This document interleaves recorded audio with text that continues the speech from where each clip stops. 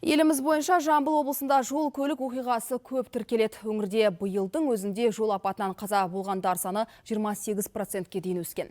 Жүргізілген талдауға сәйкес, аймақ жолдарындағы әрбір үшінші жол апаты жылдамдықты шамадан асыру салдарынан болатындығы анықталған. Қайғылы деректерді азайтып, алдын алу мақсатында облыста автоматтандырылған мобильді кешен іске қосылды.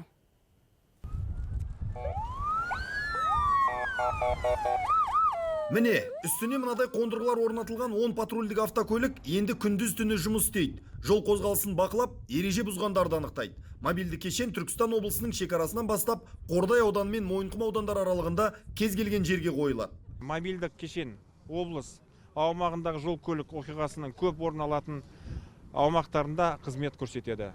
Ағымдағы жылдың 20 желтоқсаннан бастап бір ай көлемінде тесттік режимінде жұмыс істейтін болады. Заманауи аппарат 160 миллион теңгеге сатып алынды. Жаңа кешен негізінен жылдамдықты шамадан тыс асырғандарды анықтайды. Сонымен қатар ұрланған немесе іздеудегі көлік айыппұл төлеуден жалтарған борышкерлерді де анықтауға мүмкіндік береді. Біз тұрған жерден 30-35 метр арасында автокөліктердің мемлекеттік белгісін анық түрде түсіреді. Келеміз, қоямыз, болды. Өзі автоматты түрде жұмыс істей береді. Біз только мына жерде экранға қарап отырамыз. Жаңағындай сигнал берілген жағдайда сол автокөлікті артынан еріп тоқтатамыз. Жалпы облыс жолдарында жыл басынан бері 169 адам қаза тауып, 2000-ға жуық адам жарақат алды. Болған. Бұл трасса қазір өзіңіздер көріп отырсыздар, 2015 жылы эксплуатацияға берілген. Сол кезден бастап, бірақта жол оқиғаларының саны кемейген жоқ.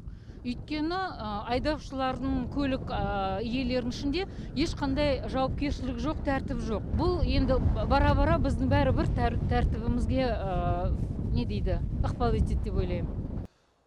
Жылдамдықты шамадан тыс асырып түскен жағдайда барлық дерек автоматты түрде арнайы орталыққа түседі. Сонымен қатар дәл осы бейне деректер бас прокуратураның бірыңғай базасында да түсіп отырады.